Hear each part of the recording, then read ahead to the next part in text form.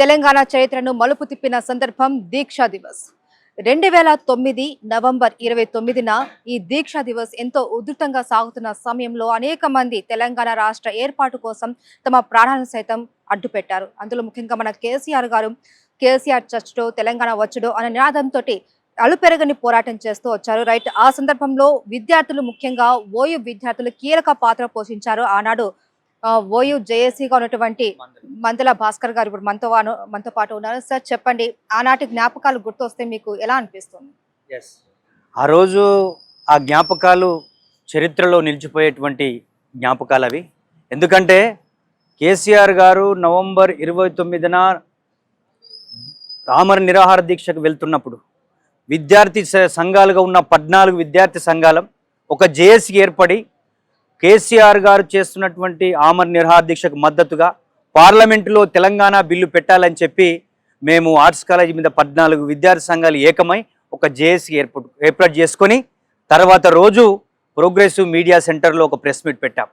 అటువంటి ఉద్యమం ఒకసారి ఉవ్వెత్తున లేచి కేసీఆర్ గారు కరీంనగర్ నుంచి అది మన ఆమరణ నిరాహార దీక్షకు వెళ్తున్న సందర్భంలో ఉస్మానియా యూనివర్సిటీ నుంచి కదిలిన విద్యార్థి సంఘాలం మా ఆర్ట్స్ కాలేజీ నుంచి ఎన్సీసీ వరకు వెళ్తున్నటువంటి క్రమంలో మొత్తం పోలీస్ ఫోర్స్ అప్పుడు ఉన్నటువంటి సీమాంధ్ర ప్రభుత్వం మా విద్యార్థి నాయకుల పైన మా పైన లాఠీ చార్జులు చేసి గాయాల పాలు చేసి దెబ్బలు కొట్టి మమ్మల్ని అరెస్ట్ చేసి మలక్పేట పోలీస్ స్టేషన్లో మన నిర్బంధించడం జరిగింది.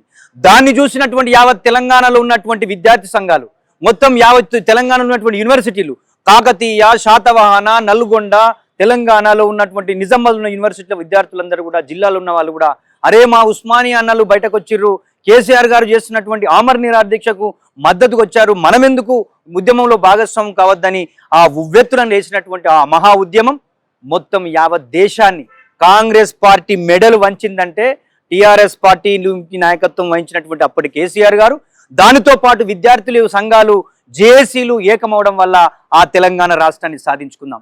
ఆ తెలంగాణ రాష్ట్రాన్ని సాధించుకున్న తెలంగాణను మళ్ళా సీమాంధ్ర ఉద్యమం మొదలైనప్పుడు మన డిసెంబర్ 23న మళ్ళా వెనుకకు వెళ్తే మొత్తం కూడా విద్యార్థులలో ఆందోళన, రైతులలో ఆందోళన, ఉద్యమకారులలో ఆందోళన, రాజకీయ పార్టీ ఉన్నటువంటి కేసీఆర్లో ఆందోళన. దీనన్నింటిని చూసినటువంటి మా విద్యార్థులు యువకులు ఎవరికి వారుగా ఉద్యమాలు చేస్తూ పోలీసులు లాఠీ దెబ్బలు తింటూ 1200 మంది అమరులకు కారణమైనటువంటి పార్టీ కాంగ్రెస్ పార్టీ.